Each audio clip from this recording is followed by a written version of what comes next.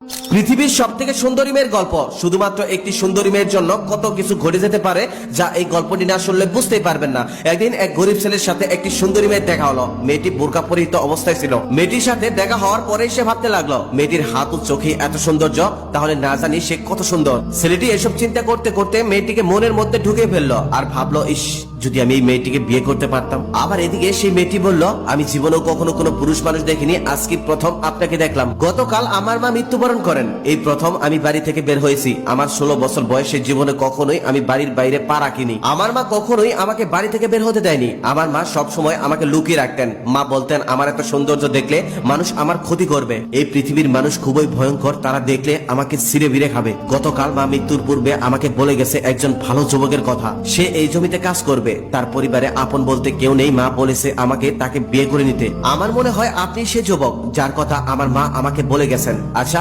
আপনি কি আমাকে বিয়ে করবেন? মেয়েটির মুখে এমন কথা শুনে যুবকটি এতই খুশি হলো যে সে আবার জিজ্ঞেস করলো, আচ্ছা, আপনি কি সত্যি আমাকে বিয়ে করতে চান? মেয়েটি তখন বলল, আমি মিথ্যা কথা বলি না, কারণ আমি কখনোই মানুষের সাথে ওঠা বসা করিনি। আমি শুধু মায়ের সাথে ওঠা বসা করেছি। আমার মা কখনোই আমাকে মিথ্যা শেখায়নি। তারপর খুবই পর্দা অবস্থায় মেয়েটি ও ছেলেটির বিবাহ হলো। বিয়ের দিনও খুবই পর্দার অবস্থায়, পর্দার আড়ালে তাদের বিয়ে হলো। বিয়ের দিনেও কন্যাকে কেউ দেখতে পারেননি, কারণ চারদিক কালো কাপড় দিয়ে ঢেকে রাখা হয়েছিল, যেমনটা ওই মেয়ে বলেছিল। কেউ কখনো ভাবতেও পারেনি ওই সাধারণ ছেলেটি এত সুন্দর একটা মেয়েকে বিয়ে করবে। কেউ কখনো কল্পনাও করতে পারেনি। ছেলেটি বাসর রাতে ঘরে ঢুকতেই দেখলেন তার চাঁদ মাখানো নতুন স্ত্রী ঘোমটা দিয়ে বসে আছে। সেদিন রাতে ওই যুবকটি একটুও ঘুমাতে পারেনি। সারা রাত তার স্ত্রীর চাঁদ মাখানো মুখ দেখে রাত কাটিয়ে দিছে। পৃথিবীতে এত সুন্দর মেয়ে আর দ্বিতীয়টি নেই, তার এমনটাই মনে হয়েছিল। একসময় তার স্ত্রী ঘুমিয়ে যায়, আবার তিনি সকালবেলা ঘুম থেকে উঠে দেখেন তার স্বামী এখন পর্যন্ত তার মুখের দিকে তাকিয়ে আছে। তার চোখ দুটো লাল হয়ে গেছে। তিনি বুঝতে পারলেন তার স্বামী তার রূপে মুগ্ধ হয়ে গেছে, তাই তিনি সারা রাত ঘুমাননি। তাই তিনি সারা রাত তার মুখের পানি তাকিয়েছিলেন। এভাবে দীর্ঘ 1 মাস শুধু তার স্বামী তার স্ত্রীকে দেখলেন,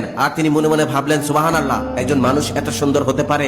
এখন তারা সংসার শুরু করেছেন। যেদিন থেকে ওই সুন্দর মেয়েটিকে ওই ছেলে বিয়ে করেছে, সেদিন থেকে তার জীবন অনেক সুন্দর ভাবে কেটে যাচ্ছে। খুব সুখে শান্তিতে সংসার করে যাচ্ছিল তারা। একদিন কি হলো, বাড়িতে একজন মহিলা আসলো। সে হঠাৎ করে আসলো আর বলল, আমি এই বাড়ির নতুন বউটা দেখতে চাই। বাড়িতে মেয়েটি একাই ছিল, তার স্বামী ছিল না। তার স্বামী বাইরে কাজ করতে গিয়েছিল। মেয়েটি তখন বলল, আমার স্বামী বাড়িতে আসুক, পরে দেখে যাবেন। মহিলাটি এই কথাটা শোনার পর রেগে গিয়ে বলল, এটা কেমন কথা? আমি তো কোনো পুরুষ মানুষ নই, আমি একজন মহিলা মানুষ, আমি দেখলে কি এমন হবে? মেয়েটি তখন বলল, আমার স্বামীর অনুমতি ছাড়া আমি কাউকে চেহারা দেখাতে পারবো না। আমার স্বামী বাড়িতে আসুক, পরে দেখে যাবেন, একটু বসুন। মহিলাটি তখন রেগে মেগে বাড়ি থেকে বের হয়ে গেল আর চিন্তা করতে লাগলো, সামান্য চাষার বইয়ের কত দেমাগ। তিনি আরো ভাবতে লাগলেন, কারণ কি? তার চেহারা দেখতে দেয় না কেন?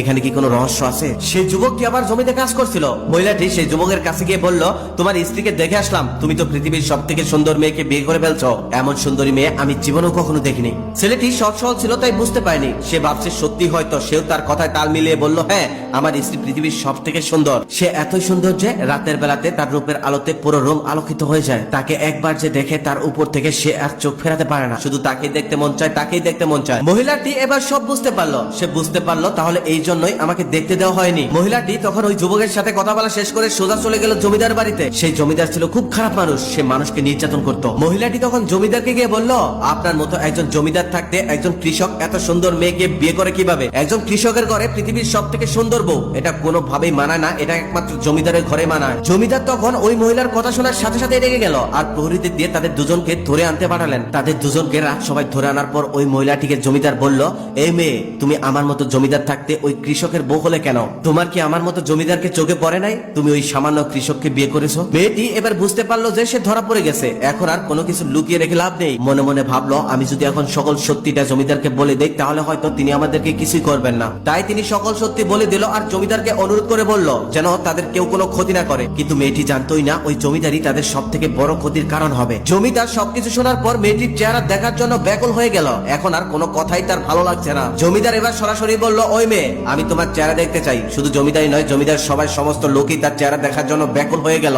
মেয়েটি তখন চেহারা দেখাতে অস্বীকৃতি জানালেন। জমিদারের কথা মতো জমিদারের লোকরা তখন তার পর্দা জোর করে খুলে ফেললো। পর্দা খোলার সাথে সাথেই তার চেহারা দেখে সবাই স্বপ্নের দেশে চলে গেল। এত সুন্দর মেয়ে আগে কেউ কখনো দেখেনি। সবাই যখন তার চেহারা দেখে হতভম্ব হয়ে দাঁড়িয়ে আছে, তখন ওই মেয়েটি তার স্বামীকে নিয়ে সেখান থেকে পালিয়ে গেল। মেয়েটি বলল, এখন আমাদের বাড়িতে যাওয়া যাবে না, বাড়িতে গেলে ঠিক ওই জমিদার আমাদেরকে ধরে আনবে আর আমাদের ক্ষতি করবে, চলো আমরা অনেক দূরে কোথাও চলে যাই। ছেলেটিও তখন বুঝতে পারলো যে জমিদার এত সহজে ছেড়ে দেওয়ার মানুষ না, তাই তারা দুজনে অনেক দূরে চলে গেল। জমিদার হুঁশ ফিরতেই তাদেরকে না দেখতে পেয়ে ঢোল পিটিয়ে ঘোষণা করে দিল, তাদের দুজনকে যে ধরে এনে দিতে পারবে তাকে আমার জমিদার সম্পত্তি থেকে অর্ধেক লিখে দেব। জমিদারও কখনো এত সুন্দর মেয়ে জীবনে দেখেনি, তাকে দেখে সে পাগল হয়ে গেল। তা না হলে কি জমিদারের অর্ধেক কেউ একটা মেয়ের জন্য লিখে দেয়? ওদিকে মানুষ জমিদার সম্পত্তি লোভ পেয়ে সেই মেয়েকে না পেলেও সেই ছেলেকে জমিদারের কাছে ধরে নিয়ে আসলো। জমিদার তখন সেই ছেলেকে আকুতি মিনতি করে বলল, আমার সম্পত্তির সবকিছু তোমাকে লিখে দেব, তারপরেও তুমি তোমার বউটা আমাকে দিয়ে দাও। মেয়েটির স্বামী তখন বলল, আপনি আমাকে সম্পত্তি দিয়ে আমার স্ত্রীকে আমার কাছ থেকে কিনে নিতে চান? মনে রাখবেন, শুধু আমি নয়, পৃথিবীর কোন স্বামী তার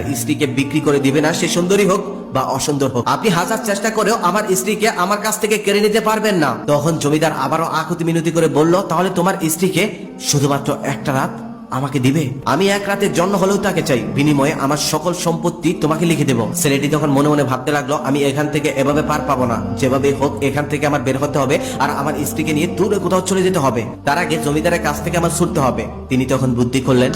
গল্পের পার্ট 2 2-3 দিন পরে আসবে। পার্ট 2 শোনার আগ্রহ থাকলে এই ভিডিওতে লাইক কমেন্ট শেয়ার করে রাখুন, কেননা এই ভিডিওতে লাইক কমেন্ট শেয়ার করে রাখলে পরবর্তী পার্ট দেওয়ার সাথে সাথে আপনার ফোনে চলে যাবে। নিশ্চিত আপনি পেয়ে যাবেন, আপনার অপেক্ষা করতে হবে না, খুঁজতে হবে না।